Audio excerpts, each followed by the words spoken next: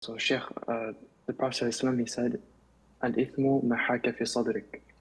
So if someone receives a fatwa that something is permissible, but their heart is not content with it, is it obligatory for them to avoid it? Jazakallah khair. وَجَزَاكُمْ. The Prophet ﷺ in a hadith defined that sin is what itches you inside. You feel that it's not legit and you don't like people to see you doing it. Scholars say that this is related to things that are of an ambiguity, that are dubious.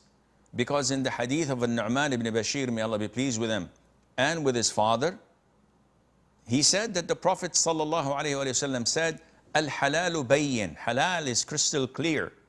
Wal-haramu bayyin, and haram, prohibited and forbidden things are crystal clear. Nobody doubts in them. And in between, there are dubious matters. Only few among the population, among the people, know their ruling. And these few are the scholars. So the Prophet told us that if you keep distance from these dubious matters, you're safe. But if you indulge in them, then you're approximating, you're getting closer to falling into haram.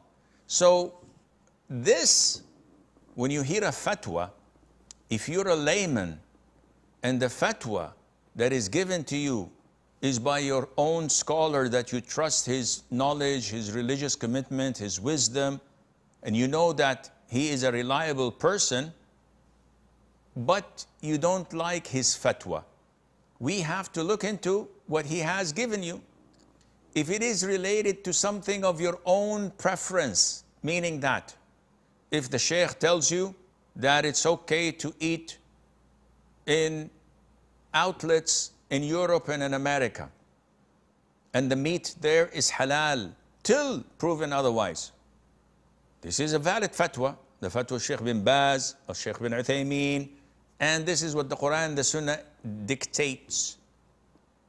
However, it's a personal preference. If you say, I know it's halal, but I don't want to eat it because I'd rather be safe than sorry. I don't feel good about it. That's fine. There's no problem in that. But if it is to do with something you dislike, so you have to pay taxes, because if you don't, you'll be breaking the law, and then you'll be liable, and then they'll take you to prison, or you have to cheat and lie, and you say, I don't like this fatwa. I'd rather cheat, I'd rather lie, I'd rather do this and that. Then this is following your own whims and desires, and I hope this answers your question.